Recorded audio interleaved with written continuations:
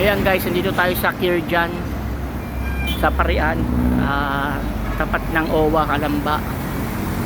Bayan dito tayo ngayon sa ating Honda Civic para sa periodic maintenance niya, checking ng alignment, checking ng pangilalim, saka pinantayin natin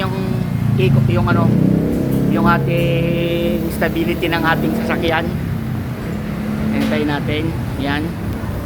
Inayos ni Kuya Nasir yung may mga maluwag na tornilyo, inalay niya. Ayan.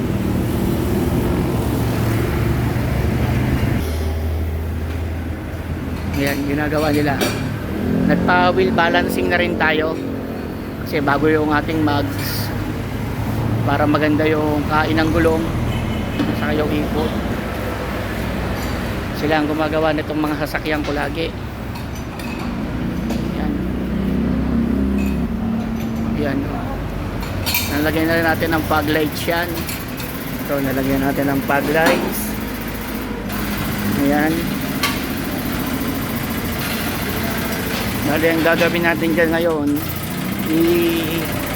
ayusin silipin yung alignment ng ating sasakyan sa camber. Checking tayo ulit. Dito kayo mapapagawa yan dyan. Ito si Kuya Nasir. Yan, hanapin nyo lang to si Kuya Nasir pag magpapagawa kayo. Yan. Si Kuya Nasir yan. Bata pa kami, mekaniko na namin yan. Yan, mahusay talaga gumawa na under chassis yan. Yan, thank you.